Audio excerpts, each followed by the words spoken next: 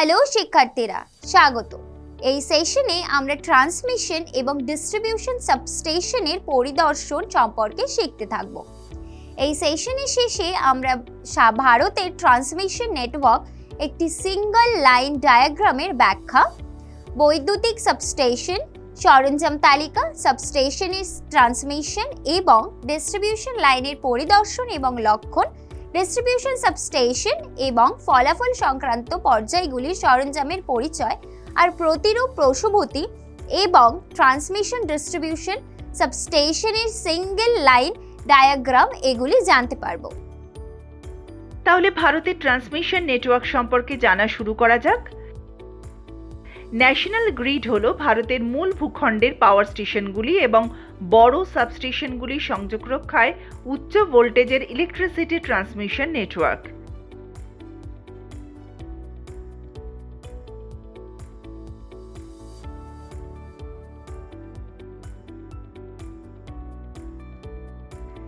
এই national grid ভারতীয় রাজ্য পাওয়ার গ্রিড কর্পোরেশনের দ্বারা মালিকানাভুক্ত এবং রক্ষণাবেক্ষণের অধীনস্থ আর রাজ্য কর্তৃক মালিকানাভুক্ত পাওয়ার সিস্টেম অপারেশন কর্পোরেশন দ্বারা পরিচালিত। এটা বিশ্বের সর্ববৃহৎ সিঙ্ক্রোনাস গ্রিডগুলির মধ্যে একটি।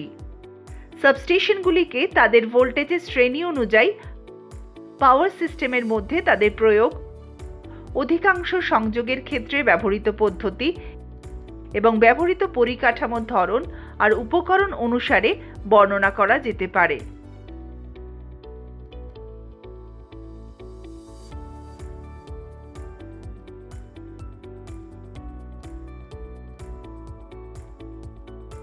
একটা ট্রান্সমিশন সাবস্টেশন দুই বা ততোধিক ট্রান্সমিশন লাইনকে সংযুক্ত করে। সবচেয়ে সাধারণ ক্ষেত্র হলো যেখানে সমস্ত ট্রান্সমিশন লাইনগুলোর একই ভোল্টেজ থাকে। এই ধরনের ক্ষেত্রে সাবস্টেশনে উচ্চ ভোল্টেজের সুইচ থাকে যা সংযুক্ত করে অথবা রক্ষণাবেক্ষণ অথবা কোনো ব্যাঘাতের ক্ষেত্রে সংযোগ বিচ্ছিন্ন করে।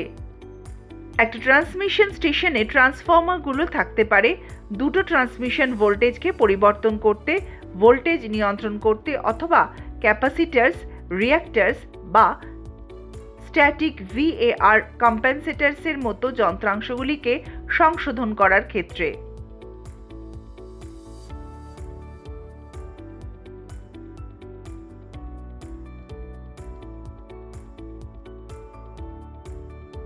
ট্রান্সমিশন সাবস্টেশনগুলো সরল থেকে জটিল সীমা পর্যন্ত থাকতে পারে।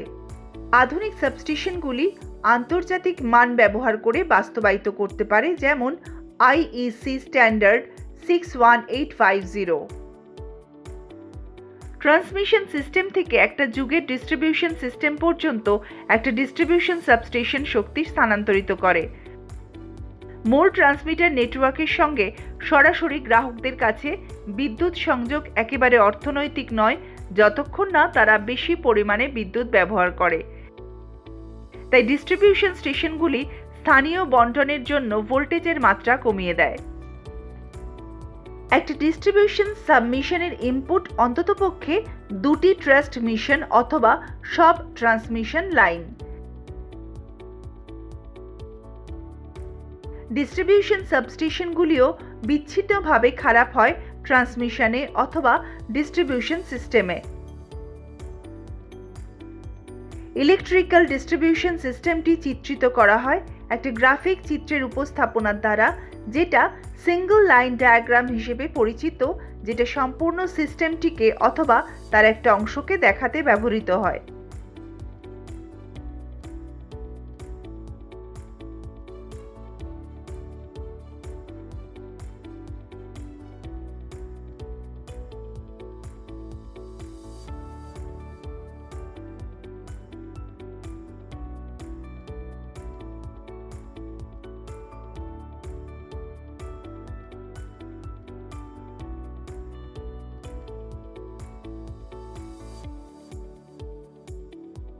সিঙ্গল লাইন ডায়াগ্রামকে তিনটে পর্যায়ে ব্যাখ্যা করা যাক।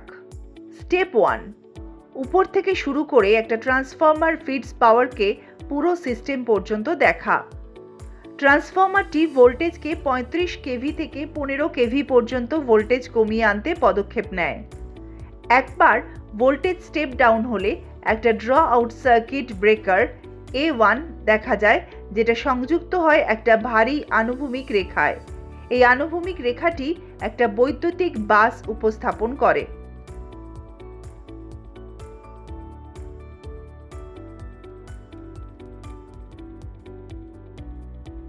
স্টেপ 2, আরও দুটো ড্র আউট সার্কিট ব্রেকারের দিকে তাকান, B1 এবং B2, যেটা বাসের সঙ্গে সংযুক্ত এবং এটি অন্য সার্কিটগুলিকে রসদ যোগান দেয়। ড্র সার্কিট ব্রেকার B1 এর সঙ্গে সংযুক্ত একটা স্টেপ ডাউন ট্রান্সফর্মার ভোল্টেজ গ্রহণ করতে 15 কেভি থেকে 5 কেভি পর্যন্ত কমানোর জন্য ওই সিস্টেম অঞ্চলে ব্যবহৃত হয়। ওই ট্রান্সফরমারের 5 কেভির দিকে একটা বিচ্ছিন্নকরণ সুইচ দেখা যায়, যেটা ট্রান্সফরমার থেকে যন্ত্রাংশকে আলাদা করতে বা সংযোগ করতে ব্যবহার করা হয়। এই যন্ত্রাংশটি বিচ্ছিন্নকরণ সুইচের নিম্নাংশে সংযুক্ত থাকে, যেটা দুটো মাঝারি ধরনের ভোল্টেজ মোটর স্টার্টার। এখন দ্বিতীয় draw out circuit breaker B2 চিহ্নিত করুন, যেটা একটি ফিউজ বিচ্ছিন্নকরণ সুইচের সঙ্গে সংযুক্ত এবং তারপরে একটি স্টেপ ডাউন ট্রান্সফরমারের সঙ্গে যুক্ত। লক্ষ্য করুন যে সমস্ত যন্ত্রাংশ কম ভোল্টেজের যন্ত্রাংশ হিসেবে ট্রান্সফরমারের নিচে এখন বিবেচনার মধ্যে রয়েছে, কারণ সেই ভোল্টেজ 600 ভোল্ট অথবা তারও কম মাত্রায় নামিয়ে আনা হয়েছে। ডায়াগ্রামের মধ্যবর্তী অংশে বৈদ্যুতিক যন্ত্রাংশের শেষ অংশটি হল আরেকটি সার্কিট ব্রেকার B3। এই সময় যাই হোক, এই সার্কিট ব্রেকার হলো একটি নিম্ন ভোল্টেজের সার্কিট ব্রেকার, যেটা একটা চিহ্নের দ্বারা সূচিত। SLD এর উপরের অঞ্চলে এগিয়ে লক্ষ্য করুন, মধ্যবর্তী B3 সার্কিট ব্রেকারটি উপরের অংশের বাসের সঙ্গে সংযুক্ত। স্টেপ 3, বাঁ দিকের একদম উপরে এবং বাসের সঙ্গে সংযুক্ত অংশটি হলো আরেকটি নির্দিষ্ট সার্কিট ব্রেকার। সেখানে একটি স্বয়ংক্রিয় ট্রান্সফার সুইচের চিহ্ন আছে। একটা সার্কেল সিম্বলে লক্ষ্য করুন, যেটা একটা স্বয়ংক্রিয় ট্রান্সফার সুইচের সঙ্গে সংযুক্ত জরুরি ভিত্তিক জেনারেটর উপস্থাপন করে। নিম্ন ভোল্টেজের বাসের মধ্যে দিয়ে একটি নিম্ন ভোল্টেজের মোটর কন্ট্রোল সার্কিট একটি স্বয়ংক্রিয় ট্রান্সফর্মার সুইচের সঙ্গে সংযুক্ত। তৃতীয় অংশের ডান দিকে বাসের সঙ্গে সংযুক্ত আরও একটি নির্দিষ্ট সার্কিট ব্রেকার রয়েছে। এটা 3টে বৃত্তাকার চিহ্নের দ্বারা সূচিত হয়ে একটি মিটার সেন্টারের সঙ্গে সংযুক্ত। মিটার সেন্টারের নিচে একটি লোড সেন্টার রয়েছে অথবা একটি প্যানেল বোর্ড, যেটা একটা সংখ্যক ক্ষুদ্রতর সার্কিটগুলোকে রসদ যোগান দিচ্ছে, যেটা একটি ভবনে লোড সেন্টার উপস্থাপন করতে পারত এবং যা ভবনটির সঙ্গে যুক্ত যে কোনো বৈদ্যুতিক সরঞ্জামের সঙ্গে শক্তির সরবরাহ করত। এই তালিকাটি বিভিন্ন বৈদ্যুতিক উপাদান উপস্থাপন করতে বিশ্বব্যাপী গৃহীত বৈদ্যুতিক চিহ্নগুলি এবং একটা সার্কিট অথবা সিস্টেমের মধ্যে তাদের উপযোগিতা দেখায়। এগুলি SLD গুলির এবং বৈদ্যুতিক চিহ্নগুলি বুঝতে পারে এবং সেগুলি সম্পর্কে উদ্যোগ নিতে সাহায্য করে। নিচের অংশগুলি হল বৃহত্তম বৈদ্যুতিক সাবস্টেশনের সরঞ্জাম। ইনস্ট্রুমেন্ট ট্রান্সফর্মার হল নিরাপদ এবং বাস্তবসম্মত ব্যবহারের জন্য এবং উচ্চমাত্রার বিদ্যুৎ কমানোর উপযোগিতার একটি স্থির যন্ত্র, যেটা ডিজিটাল মাল্টিমিটার যন্ত্রের মতো প্রথাগত যন্ত্রপাতির সঙ্গে পরিমাপযোগ্য। কারেন্ট ট্রান্সফর্মার CT সাধারণত হাই ম্যাগনিটিউড বিদ্যুৎ পরিমাপের জন্য ব্যবহৃত হয়।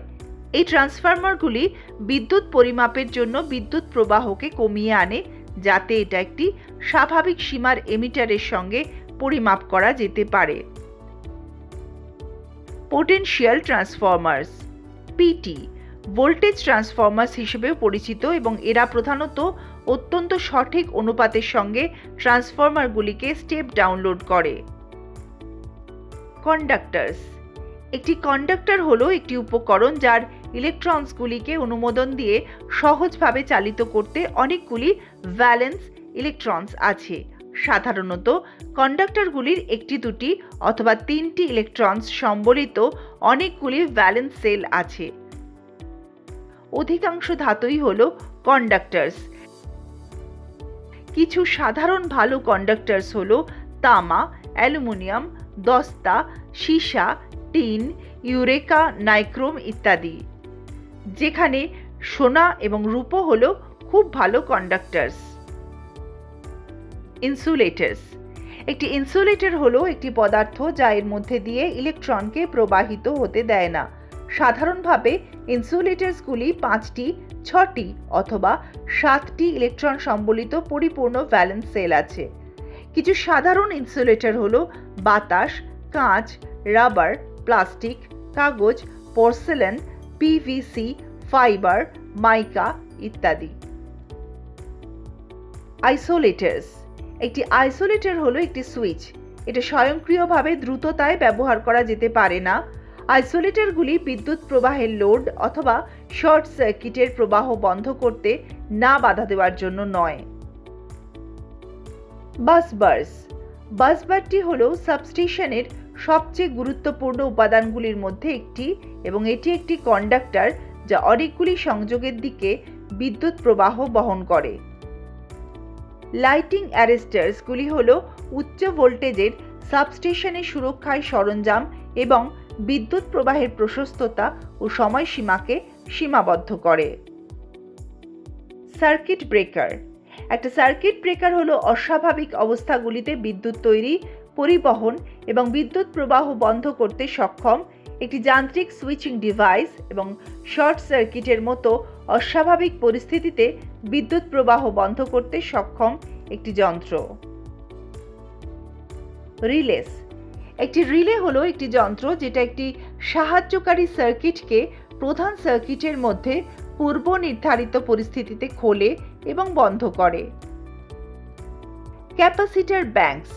ক্যাপাসিটর ব্যাংককে সংজ্ঞায়িত করা হয় অনেকগুলি আইডেন্টিক্যাল ক্যাপাসিটার্সের একটি সেট হিসেবে, যেটা হয় সমান্তরাল অথবা ক্রমানুসারে একটি এনক্লোজারের সঙ্গে সংযুক্ত এবং সাবস্টেশনের সার্কিটের সুরক্ষার মতোই বিদ্যুৎ শক্তি সংশোধনে উপযোগী করে তোলা হয়। ব্যাটারিজ। সাবস্টেশনের কিছু গুরুত্বপূর্ণ অংশ যেমন জরুরি ভিত্তিক আলো, রিলাই সিস্টেম এবং স্বয়ংক্রিয় সার্কিটারি নিয়ন্ত্রণ এগুলি ব্যাটারির মধ্যে দিয়ে পরিচালিত হয়। উচ্চমাত্রার বিদ্যুৎ তরঙ্গ আটকাতে ইনকামিং লাইনের উপর ওয়েভ ট্যাপার স্থাপন করা হয়। ডিস্ট্রিবিউশন ফিডার্সগুলি বিদ্যুৎ শক্তিকে পরিবহন করে নিয়ে যায় ডিস্ট্রিবিউশন সাবস্টেশন থেকে একেবারে শেষ গ্রাহকের স্থান পর্যন্ত।